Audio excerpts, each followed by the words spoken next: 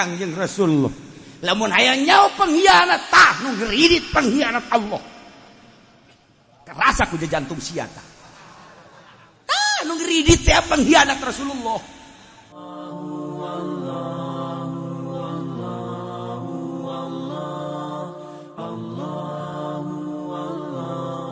Nah ieu mah keur carita urang di Indonesia terlalu make hukum manusiawi lain make hukum robbani kos kieu lah ayana. Sakieu ge masih alhamdulillah untung loba keneh kiai Jawa Timur loba keneh kiai nu robbani, Jawa Tengah masih keneh ngembangkeun robbani, Jawa Barat masih keneh aya kiai nu robbani, Banten masih keneh aya kiai robbani, cacak-cacak eueuh kiai robbani, kiai manusiawi jeung kiai setoni silakan. Itu cerita kiai yang nyaho baik kiai setan ini hukum ayat Golkar kiai setan. Enggak saya mah terus terang we lah Bapak.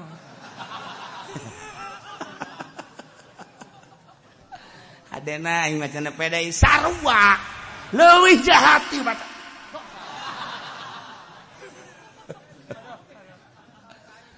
Masya Allah, ya hasenangan kiai robani anu bener-bener langsung Allah. Hukuman haram ti Allah, hukuman halal ti Allah, makruh sunnah ti Allah dan lain sebagainya, mubah ti Allah. Ulah aya manusiawi. Setelah eta kakarak make manusiawi.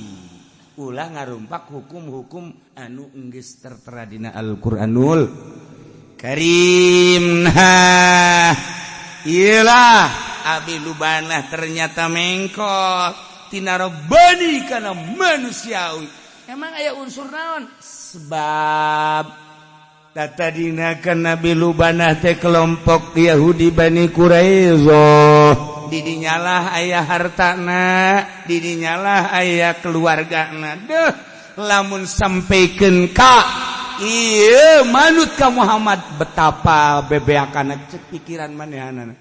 Atau lamun haju perang, bahaya. Maka mengkol tina robbani ke manusiawi. Akhirna abi lubanah khianat demi harta, khianat terhadap Allah jeung Rasulna, demi harta, demi anak yakni keluarga, khianat terhadap Allah jeung Rasulna. Turunlah ayat ya ayyuhalladzina amanu la takhunullaha war rasul wa takhunu amanatikum wa antum ta'lamun. Wahai jelema nu ariman ulah rek harianat aranjeun kabeh ka Allah jeung ka Rasul Allah. Ulah jeung harianat ulah rek harianat aranjeun kabeh ka titipan-titipan amanah-amanah. Aranjeun kabeh anu geus dipercayakeun ku Gusti Allah baik agama maupun lain agama. Awas sing hade. Wa antum ta'lamun bari anjeun teh pan geus nyaraho tentang hukum Allah, tentang Rasul Allah, tentang amanat. Kade wa'lamu annama amwalukum wa auladukum fitnah. Sing nyaraho aranjeun kabeh teh aya lian pasti. Harta-harta aranjeun kabeh teh, anak-anak aranjeun kabeh teh horenganan fitnatun fitnah. Masya Allah. Fitnah lakum ka aranjeun kabeh sadatun an umuril akhirah anu ngahalangan, anu menghambat tina urusan-urusan akhirat. Ya Allah ya Rabbi. Horenganan geus aya dina Al-Qur'an. Harta teh ngahalangan ka akhirat. Fitnah. Asa teu kaarti cenah kiai. Atuh sia mah bodoh. Mesti harti-harti keur gede ka arti bae. Maksudna kumaha? Ya. Abi lubanah teh agapan tadina mah robbani neuk ngajelaskeun hukum-hukum ti Kangjeng Nabi anu ti Gusti Allah. Tapi kulantaran aya hartana besi rusak di kelompok Bani Quraisyah demi kelanjutan kelanggengan harta manehanana khianat terhadap Allah jeung Rasulna eta harta. Urang guari. Masya Allah. Demi harta hukum Al-Quran terabaikan. Hanya demi harta. Demi jabatan dunia ngaranna hukum Allah terabaikan. Hanya sekelompok secuil harta agama dek dikamanakeun. Eta mah gede teuing lah. Lamun hayang jadi bupati demi keutuhan tahta, kemudian ieu teh mengkol tina agama. Gede teh mah urusanna. Gubernur gede andai mah andai. Komo jadi presiden mah andai mah andai. Lamun teu henteu bae. Ngan moal lain henteu ja. Misal contoh doang contoh. Nah, khianat. Hanya demi jabatan, khianat terhadap Allah jeung Rasulna. Demi harta, khianat Allah jeung Rasulna. Demi harta doang. Can karti kene cenah kiai. Can karti kiai. Kiai tuh. Ieu limbah. Nah, sia asal geus ngomong limbah bae haju ka harti bae. Emang dunia sia kan tadi. Ieu limbah ieu tah. Diperebutkeun A B C. Ribut ya harta. Mulai nego teu bisa. Tadina kan geus aing ti heula. Cek Zaid teh, Ciki Umar teh lain masalah ti heulana. Tapi kan kuari mah urusana lain deui. Masalahna sia kan geus menanam modal di dinya sabaraha persen, aing geus 2 lipat ti sia. Ya tuh pokoknya aing mah geus ti heula. Tinggal ti heula. Kan jem ge berputer, goblok sia. Lain geus aya goblogan tah. Berarti sia teh deuk nilepna aing, eta kan aing geus kontrak jeung pabrik geus sabaraha kebelna aing, teu bisa kitu. Lantaran aing geus wani 2 kali lipat sok tolol sia. Tuh isu goblok ka deui, ieu tolol ka itu. Mulai teh. Jol ki bakar. Urusan kos kitu mah kan gampang duit, tapi itu kan jelema-jelema aing gitu. Tuh. Manajerna ge geus aya di leungeun aing. Ieu mah pabrik seakan-akan nu aing. Budak. Ieu budak goblok jeung tolol. Tuh, mulai geus. Ieu boga pasukan. Nu kanyahok urang kan urusanana hanya sekedar limbah. Masya Allah, tapi pasukan-pasukan luar biasa. Bodyguard Ki Zaid, orang Ambon. Masya Allah Karim. Bodyguard Ki Umar, orang Banten. Ya Allah ya Rabbi. Ki Bakar nurunkeun ti Madura. Ki bodyguard kawe. Cek orang Madura. Jangan main-main ya, ini celulit ini. Madura ini. Masya Allah. Cek orang Banten celulit dipotongkan cek aing. Dileg-leg bisa ku aing celulit. Cek orang Ambon, lihat nih. Klik. Ini nama maka ya. Kalung. Klik. Kalau ini udah bersuara, dunia masuk ke sini. Ngomong gue ledek awe. Ya pasukan gawe ibu hanya demi harta. Masya Allah Karim. Tidinya lah ribut kajian kuku bahagia teu bisa ditangani. Urusan aya nu langsung ke DPR segala limbah urusan. Tapi permasalahan lagi selain limbah ribut tak di DPR mah. Urusan limbah nama tamu urusan lah sapira sampah. Tapi urusan ribut nama kan aya aturan hukum. Masuklah tek persidangan. Eta kakarak setik. Zuhur mah jeung asar geus henteu. Demi harta Ambon turun, demi harta Banten turun, demi harta Mandura. Nyebutna ge lain Madura, Mandura. Tarurun. Ieu terabaikeun ieu agama, salat henteu di dinya, mararabok manehanana hanya demi harta. Eta keur contoh leutikna bae eta. Masyaallah Karim. Hanya secuil harta. Jangan sakadar di dunia doang, mewah-mewahan. Leungit salat, leungit haramna mabok. Sidang kuari lantaran anu digebuk segala rupa ka DPR main sogok. Aju DPR lagi daek deui disogok. Geus main sogok-sogokan agama ka mana agama? Hanya harta. Eta mah luhur teuing mah kos kitu mah. Masih kena aya main-main gitu nangaranna kabelah ditu mah kepentingan dan sebagainya. Urang mah nu leutik bae urang mah leutik ya. Caritana yang boga motor teu boga duit. aya nu nawaran ya cukup asal KTP 500.000 jadilah di bener oge nya aing geus sebenarnya mah agama haram cenah ieu sok ngaji bae tapi kan ieu butuh lah geus tanda naon geus tanda tangan set tanda tangan ieu demi harta riba terus terabaikan riba ya Allah ya Rabbi eta demi harta wani ngahianat ka Allah wani ngahianat ka Kangjeng Rasulullah lamun hayang nyawa pengkhianat tah nu ngeuridit pengkhianat Allah kerasa ku jantung sia tah nu ngeuridit teh pengkhianat Rasulullah ieu pan lamun waria anu ngredet keluar nu teu ngredet diuk bae di dieu asal beak kabeh beak kabeh ngredet pangheulana si eta keluar teh ieu teh pengkhianat ieu urang Masya Allah Karim can kaharti jasa cenah ge geus kaharti jasa mah kitu ya sia naik motor ayo naik motor sia kemudian kuari kitu kotor nya datang ka imah kumaha ayo nu adzan Allahu akbar baling ka adzan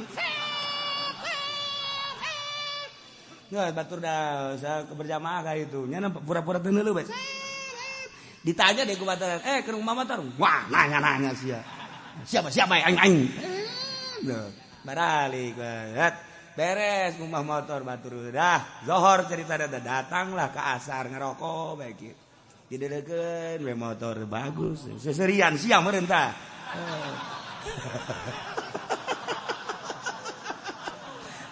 pajar mah aing nyaho bae atuh lain jauh emang kos kitu ngene delegeun we kunya di kieu-kieu ya karena rada kurang simetris sakeun teh waduh nyokot obeng gitu asar deh Allahu akbar Allah geus asar deui gitu beres ngarokok deui datang ka magrib eta sekedar demi motor doang zuhur magrib selesai liau pengkhianat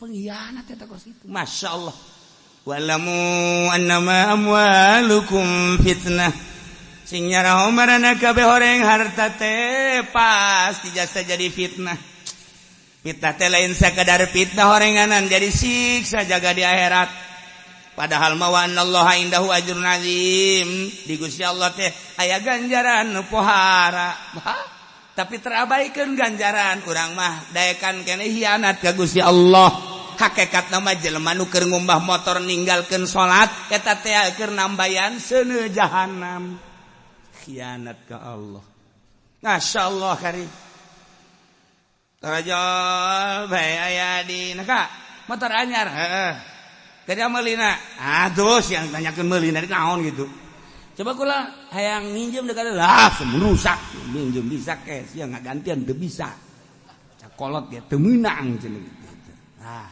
di kakak minjem bae ge ieu lah ngukuna manggeus bakana mah masing-masing bae kuari mah sia boga aing mah nginjem aing boga sia ulah nginjem ka aing tapi kakak mah kakak bae sia anjing aing kakadi ngan urusanana mun sia boga aing mah nginjem aing boga sia ulah nginjem sokana mah sebab ieu mah harta kesayangan pisah geus antara adi jeung kakak hanya sekedar harta motor deleutik annama amwalukum fitnah ngomong geus adina ka itu aing mah boga kakak boga motor ge ibat nu bonceng ge aing macan nyorang heuleuh ge hampir teu meunang neuleuh aing hampir teu meunang kakak aing teh ku galedeg gitu mulai geus tah bacakeun ku urang walamu annama amwalukum fitnah horenganan geus nyana tinggaleun salat kabelah dina retak antara kekeluargaan kakak jeung adi hanya karena motor di akhirat geus jelas bakal dikulub di neraka jahanam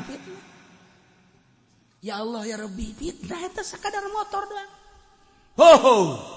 adina matok tanah belah di ieu hasil paroid kakana datang sia ulah sok sangeunah-ngeunahna bae segala paroid segala naon aing ieu kakak sia geus kadekeun surat kabeh ku aing eueuh bapak eta kudu ka anak kudu pang gede kabeh ge sia kudu kubaca aing je kak ulah kos kitu aing ngaji mah pan kudu babagi cara babagi semantak ngajina kudu sing bener kaki Golkar sia ulah kaki sembarangan ada kan suratna fitnah harta cokot ku kakana geus kumaha aing bae ngajual aing ngameteran aing sia mah sakumaha aing bae geus pokona kakak Alicia ngomong segala rupa geus aing geus tinggal adina bae nu teu kabagian da kabeh nu jangga bae daratang kan geus ieu urang kumaha cenah pancena urang boga tinggal di kol tapi urang nyana mah tuh geus meuli motor geus mobil bejana cenah geus ngajual deui pan urang mah teh heuh nya kumaha ieu urang beuleum bayu ngan bisa da sakitu doang ngap bae lah aing mah pokona satungtung nyana nacan mere aing mah nya moal ka nyana disabai mah teh hayang fitnah annama amwalukum fitnah lain saeutik eta nu kos kitu teh kudu jauh-jauh urang neangan di pasar Kemis ka pondok ambual aya loba jasa teh nu kos karana itu bojong mah kok mau bojong mah biang keladi teh dia terus ka belah ditu ka anu aman teh ngan di Cilongok doang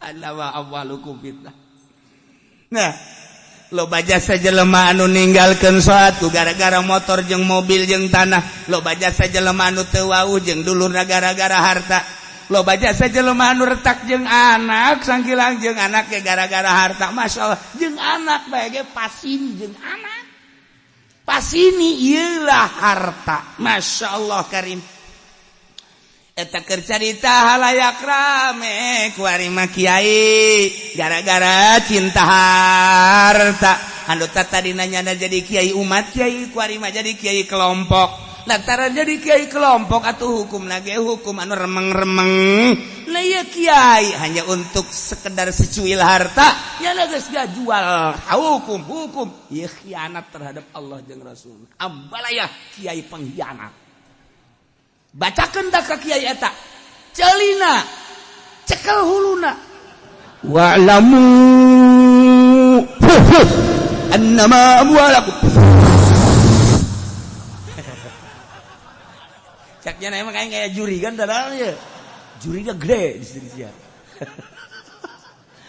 aju sia kitu deui pacar mah ditakwa aing bae nya mah ribut bae sia jeung kiai wala amwalakum Masya Allah nu kamari mah urang ngeunaheun jasa ngadengen nasihat kiai eta barang ku ari geus kagelo ka pamarentah ko haju teu ngeunaheun didengen Masya Allah horenganan di jero hatena hanya untuk seceuwil harta innama amwalukum fitnah baheula urang lamun ngadengekeun nasihat-nasihat NU ngeunaheun jasa Kiai Gus Dur nganasihatan nikmat Kiai Hasyim Muzadi walaupun nyana aya terkontaminasi kabelah dia nama tetep bae jadi ngeunaheun urang ngadengekeun Kiai Sahal Mahfud ngeunaheun komo kabelah ditu nama Kiai Haji Hasyim Asy'ari mah pohara jasa jeung Kiai Haji Abdul Hamid ngeunaheun coba NU nu kuari dengekeun ku Celisia dengekeun ku Celisia emang kieu lain NU aing NU sebenarnya ngan kuari keluar segedeun kayak asup deui ge mah teu dari kadengna kunaon sebab amwal urang nu kamari ieu mah urang ngadenge Habib Rizik teh teu ngeunaheun gualak jasa urang ngadenge Habib Rizik jelengeng tapi dengan keikhlasan hatina jelema kabeh tertarik sebab naon dibere duit cenah hayang sabaraha miliar teu hayang berarti lain demi harta ngeunaheun dituturkeun galak tinggal galak ngeunaheun tapi lamun kiai saudara-saudara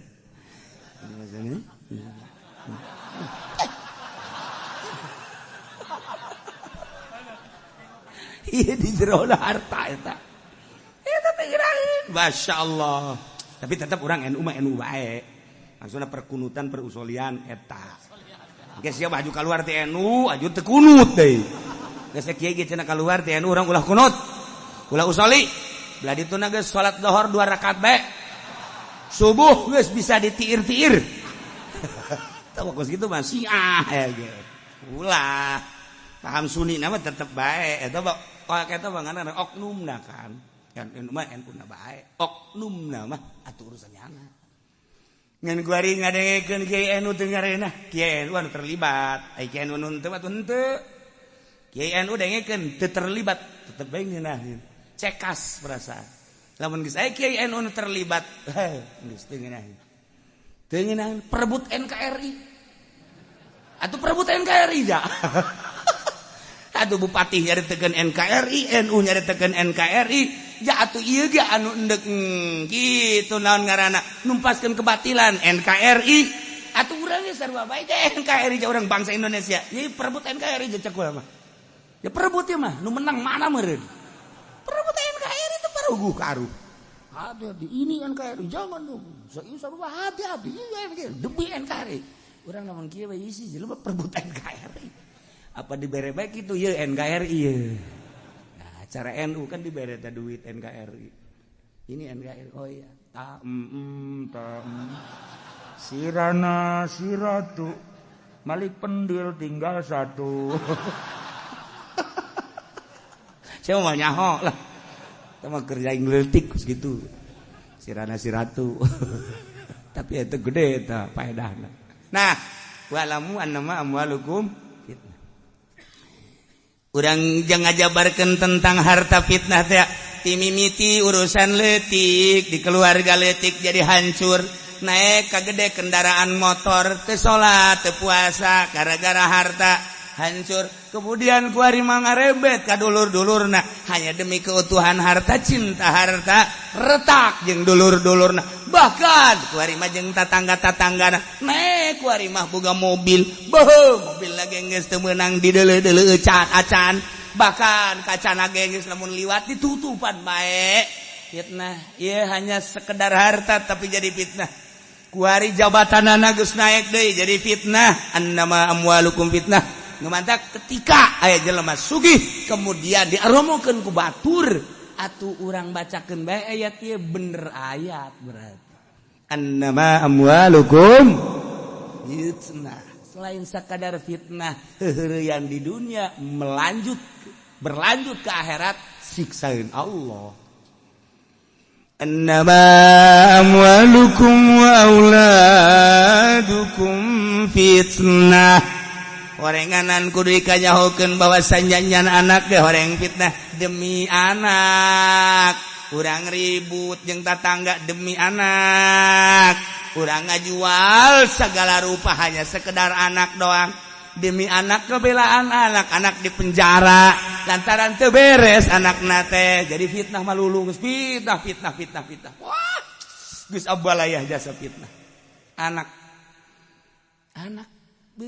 ku karunya anak anak dibelaan ku urang salat nanti anak jeri keleutik keneh ulah jeri jeung abah ieu nonton TV nah ayo nak tuh setes ceurik rada leutik tuh bagus anak nama geus ulin teu nonton TV kolot mah terus bae kieu tadi mah ngasuh anak bagus ulin nu lain deui nya mah di dinya teh eureun ceurikna ge kolot da baki digedean deui make remote bangunna surat sulingna ngeunah mah teh digedean joget deui di dinya fitnah anak ya Allah ya Rabbi ieu anak teh terus bae ngahalangan kana salat ngahalangan ngakomo datang ka kieu mah aing geus kolot harta aing aya beneran ku ari keur dijual aing mah nyaho ieu datang nyawa moal ke tahun hareup nya selain dari rasaan tah ieu duit bisa miliar tah los 500 ku sia bagikeun nu 500 nah ieu ku aing di ka masjid kan mumpung aing masih hirup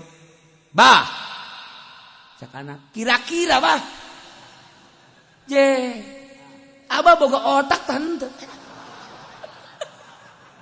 anak si aljasa emang benar bah atuh batur otak abah coba pasang. Kami kan anak ayo masjid makan loba nu tanggung jawab. Masjid mah tah urusanna urusan kabehan. Moal aya nu teu anggeus masjid mah. Tapi kan anak mah lamun sararusa aya batur anu peduli ka anak abah. Ji menya abah kudu dinasihatan ku kula. Aja kudu kumaha tuh ieu. Geus ka masjid mah cukup 10 20 bae bah. Geus bagikeun di jeung anak mumpung hari rukene anak jadi senang. Atuh kumaha sia bae. Kitu atuh. Geus, bari Mbah 50 juta ieu nya jaga masjidnya. Kula nu dimikeunna. Geus atuh kumaha sia. Dijibekeun we 10. Di depan kieu nyahoan nyaho engge. Aya nu kos kitu aya. Geus ulah hudang sia, hudang ka nyahoan. Bapana laporan buku ka aing. Ka sia ka kieu teh sabaraha eta jang masjid 10. 10. Nu bener saya kieu. Iya tuh 10. Masyaallah. Pan bangun kaget amat mah haji mah. Henteu sih teu kudu. Henteu teu ieu hayang nyawa bae kudu. Jadi bereuna 50 sakieu teh. 50. Geus lah ulah loba omong jilah geus ya ganjaran Mang Haji mah geus bae tuh 10 teh. Ye, en kitu sakieu. Dek 500 juta dihalangan ku anak. Wa'lamu annama auladukum fitnah. Dek diajak ka sorga anak. Lamun 500 juta di ka masjidkeun di akhirat nyana dipanggil karena masjid teh selesai ku 500 juta harta bapana sanunya cak bapana teh beuh Gusti manya kula ieu ka sorga sosoranganan pan kula teh boga anak kula nu baheula ngadukung teh wayahna be Gusti pangnyalametkeun sanunya lamun di akhirat anakna haju salamet dulu ieu mah lain pan bapana ge ti kerlek nu tadina endeu ka sorga teh lantaran loba kasalahan nah ieu wayahna ka neraka heula mun teh mah cak malaikat harita teh jadi 500 teh jadi ka nerakana pan dipanggil anak teh gara-gara dia goblok dia tah emang dia mah tolol dia mah tungtu nama dia bae itu salah fitnah masyaallah loba jasa nu ngajual harta demi anak tapi terabaikan agama mah bahkan imah ge dijual demi anak tapi hukum Allah terabaikan pengkhianat Allah orang anak masyaallah karim timimiti leutik datang ka gede urusan anak nah jadi kalang dada bapana jadi kalang dada anakna terus bae dibela walaupun salah fitnah nu mantak aya hiji waliullah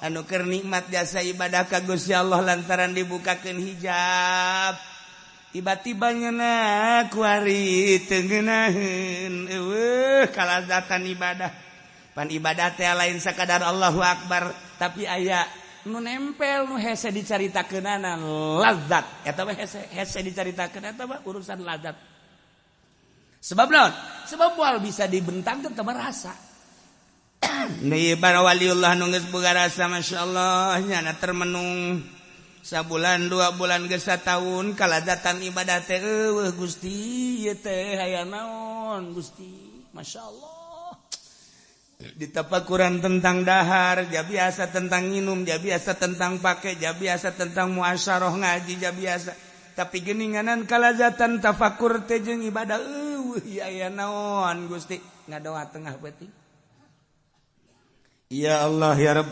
naon anu bakal jadi ngahalangan kana kalazatan abdi cabut ku Gusti andai kata harta abdi ngahalangan kalazatan ibadah abdi cabut rela abdi mah leungit harta tuntaskeun kabeh asal abdi nikmat ka Gusti andai kata baju-baju ieu ngahalangan beakeun kabeh abdi mah rela sataranjang nu penting boga lazat andai kata pamajikan abdi Gusti ngahalangan karena kalazatan abdi ganti pamajikan abdi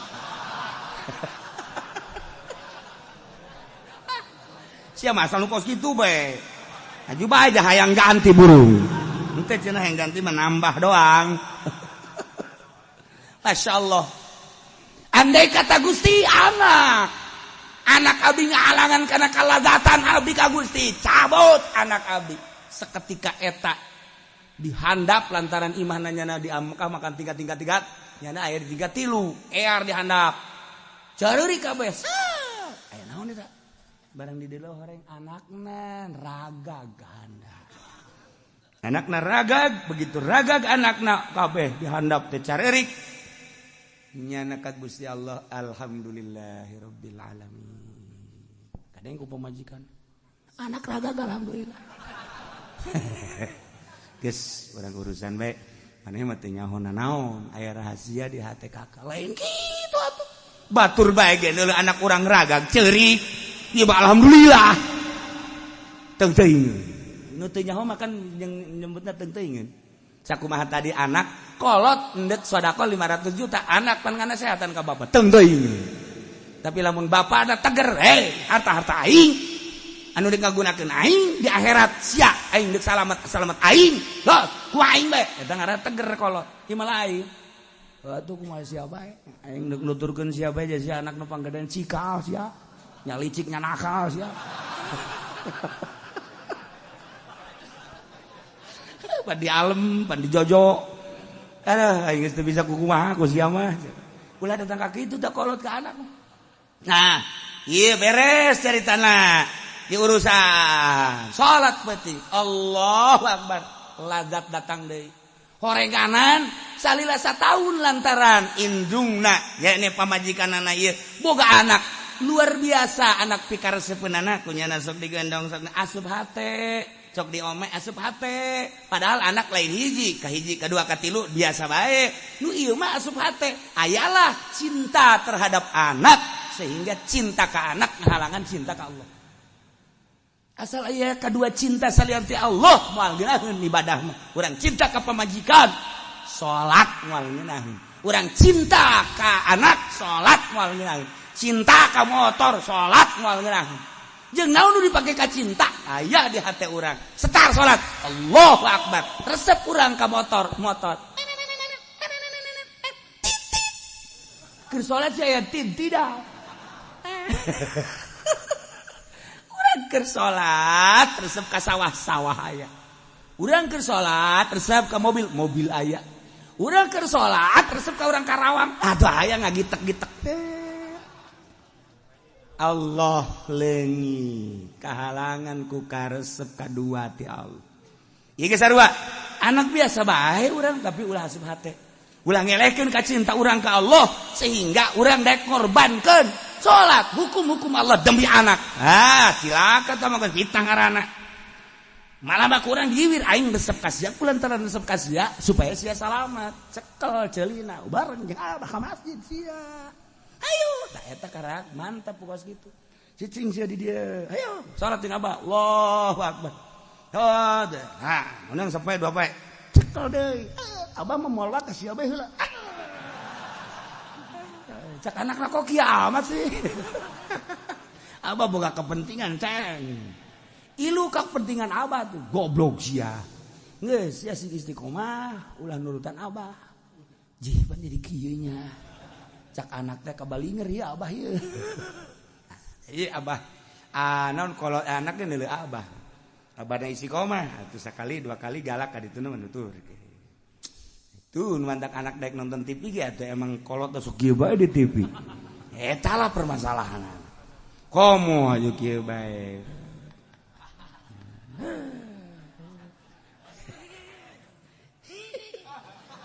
Abah eta. Seuli sorangan tolong. Atuh anakna mah leuwih tibatan abah. Atuh Masya Allah. Kolot kencing berdiri, anak kencing hiber. Itu baik. Geus leuwih ti lari deh guys. Nah, iyalah horenganan harta jeung anak teh jadi fitnah anu ngahalangan tina berbagai urusan akhirat padahal mawaan Allah sing saenyana Gusti Allah indahu ajrun azim. Di Gusti Allah teh aya ganjaran anu pohara. Tetapi kadang-kadang ajrun azim yakni ieu ganjaran teh sorga. Ku harta, ku anak, lain tah harta jeung anak dibawa jangan luruskeun ka sorga, endahan jadi ngahalangan sorga. Nu mantap fala tafutuhu ulah are katinggaleun anjeun ganjaran anu gede ku gara-gara ngajagaan harta urang tinggaleun sorga. Ku ngajagaan anak kurang cinta ka anak kurang tinggalin sorga ku hianat ka Allah jeung ka Rasulullah demi harta demi anak kurang teh meunang nangan sakadar neraka naudzubillah min zalik wa min zalik. Mantap dipermasalahkeun tah di ilmu thariqah mah kuari urang teu boga pamajikan encan boga kemudian urang kuari salat bae lamun dipikir mah mun dipikir urang teh lamun imkan nikah sanajan resep jasa kana salat maningan nikah bae lantaran dina nikah mah aya kelanjutan turunan berarti hifdzun nasal engke urang boga anak lamun nikah mah ku aya anak engke bisa ngamajukeun agama jeung nagara jeung bangsa lanjutlah urusan kekhalifahan cak pikir tapi lamun cek ahli tasawuf mah perbandingkeun ku ente antara resep salat jeung nikah ternyata horenganan ieu teh salat mah bakal ngahasilkeun kana ganjaran secara mutlak adituna sorga.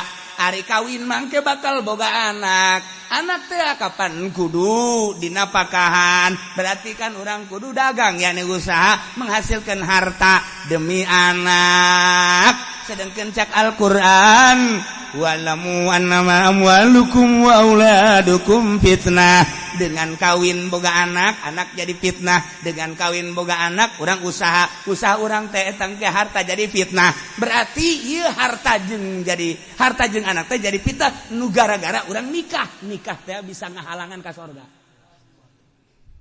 tuh nu mantep cak anu can nikah hadena aing mah can nikah emang kunaon geus da kade-kade itu arembungeun atuh siapa lain berat ka salat berarti teh loba nu embungeun tah aku dipandian ku 7 kembang lain deui tah mah gitu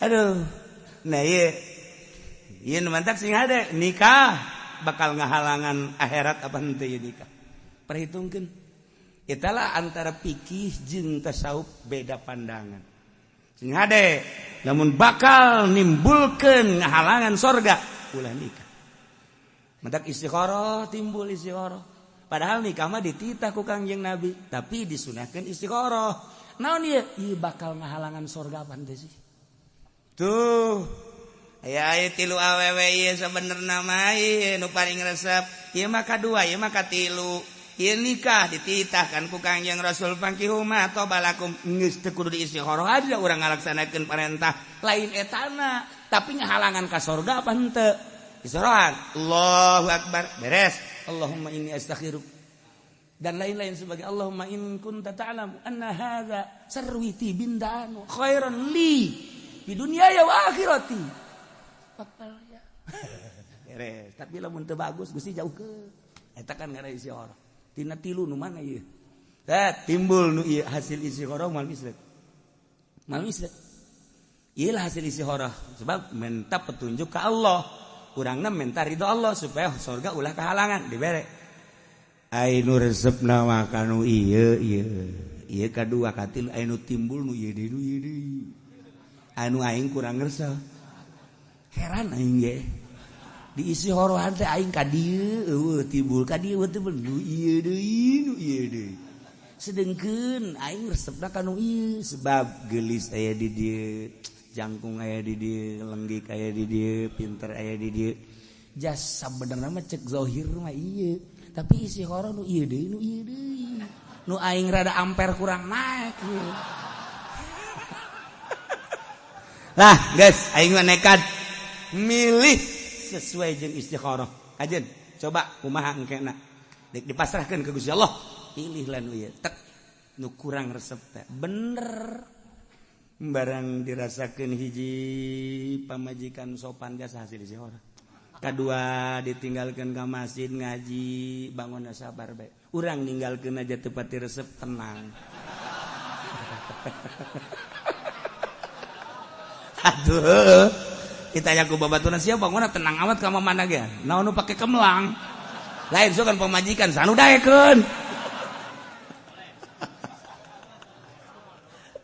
eta mah keur sompra bae geus mah kitu deui mah keur carita dia tenang guys ku ari aya jelema lah geus teu kudu istikharah aing bogoh aya awe tilu aing bogoh nu ieu bae geus sesuai jeung kabogoh syahwat aing itu hawa aing kahayang aing resep kan ieu ja aing dipaksa-paksakeun kanu ieu jeung kanu ieu kurang ieu nu resep aing mah ieu geus teu kudu istighoroh ieu bae masalah tuh zaman sia-sia nu rumah tangga kawin tak kakarak saminggu kawin geus kieu bae ditungtung masjid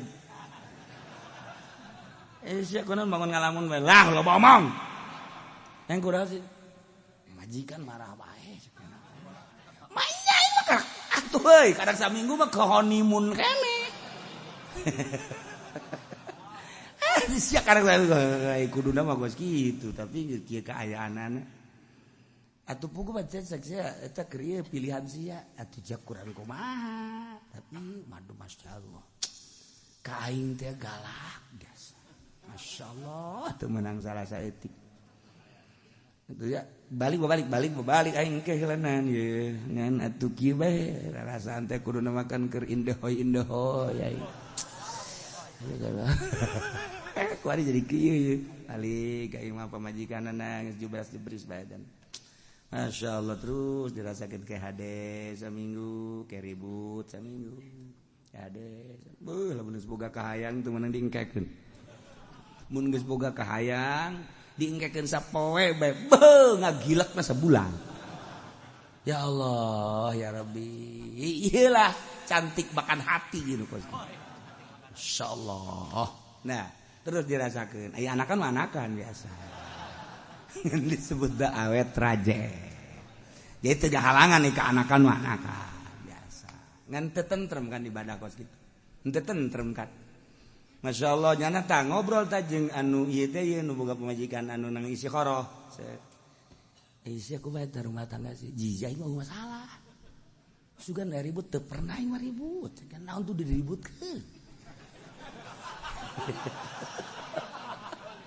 ayo bang isi aku bang aing mah puguh ieu kieu rumah tangga aing masyaallah ribut atuh jasa cak aing mah harta aya di sia geulis aya di sia kasep aya di sia pinter kok ribut bae sih teu karti sia aing mah teu pernah aya ribut-ribut aing mah ai ka imah pamajikan ngabagyakeun malam-malam mun aya tatangga riungan dijurungkeun untuk ngariung ka ditu tuh cacampuran terus ka belah dieuna lamun aya nu zarah-zarah malah macak pamajikan geus ka ditu zarah bukan nek miluh teh tuh nek miluh teh naon teh kumaha teh nginaeun kos kitu mah teh kadang-kadang lamun aing teu boga duit kadang-kadang nanya kakak emang teu ngarokot teu boga duit henteu yeuh tah geus gas ieu loba omong aing ceuli aing rawing yeuh aing gada ge si aing hiri aing mah boro-boro dibere ku pamajikan nu aing ge leungit malulu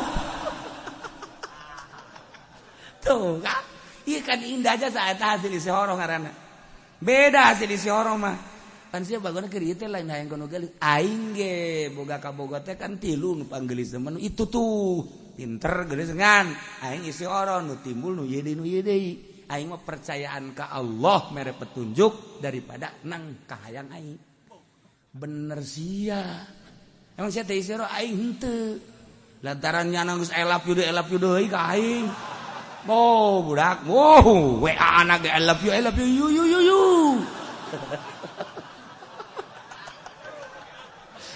siapa tah batak akibatna kos kitu tah ya aing geus aing puyeng ieu aing geus pan anak jeung aing ge bogoh keneh sebenarnya mah ai teu geus ieu kos kieu ieu geus rasakeun kos ieu malah mah aing kuari geus deuk musyawarah deui cek pamajikan teh ka lamun deuk misah titah milih tanah nu itu aya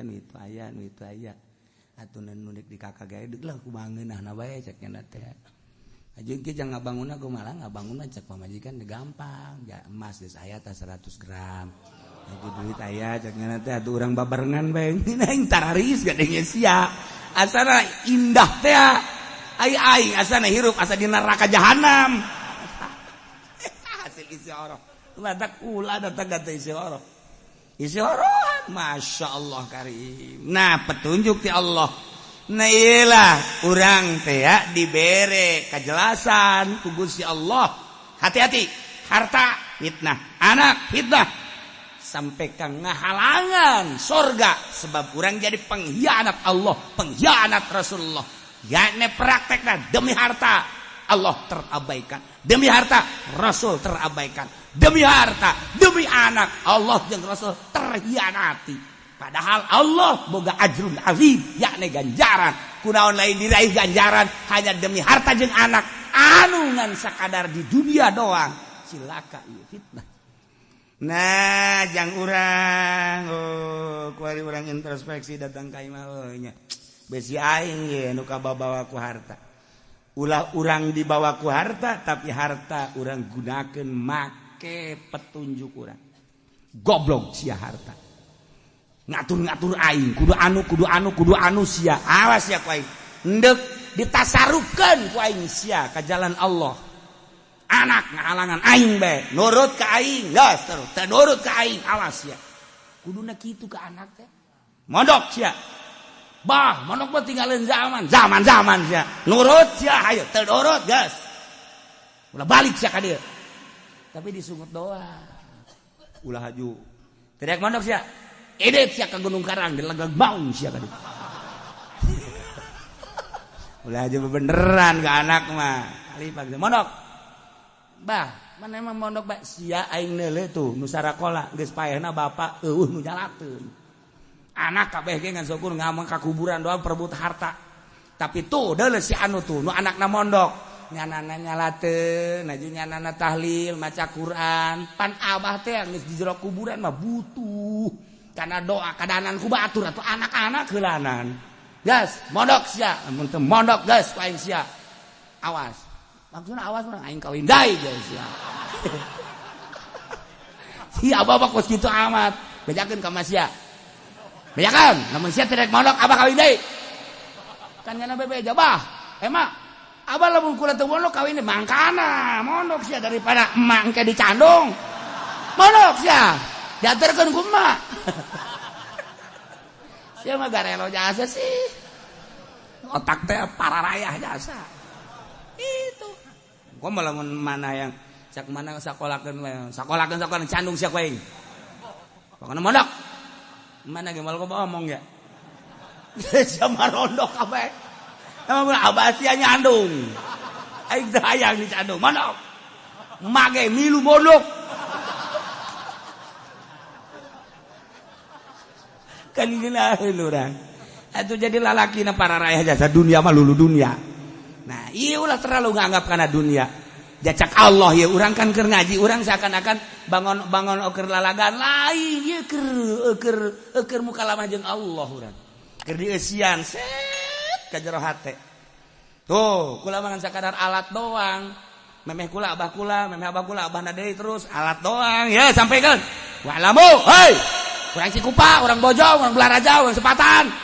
Anu halal hadir di dieu kabeh. Sing nyarah hosararia kabehnya walamu tah walamu atuh di bahasa urangkeun mah kos kitu mentak aing membungkat TV ge aing mah bahasa kos kitu mun nya di TV anu kos kitu nya ki ucing ngamuk cenah di TV teu pantes aing mah kudu di TV ya say dalur kabehan ya urang mana bae nu area di dieu walamu cak Allah sing nyaraos ya Allah yang boga na ieu annama amwalukum saenyana sepeda sia motor sia tanah sia imah sia kabeh perusahaan sia wa auladakum jeung incu sia anak sia kabeh fitnah nu ngalangan kana sorga tuh sanjana deui wa anallahu indahu ajrun azim Allah ngabogaan ganjaran yane sorga pilih ku sia cinta harta ulah hianat ka Allah jeung ka Rasulullah lamun sia cinta harta sampai hianat sia moal meunang ajrun azim tah sakitu bae wallahu a'lam bishawab.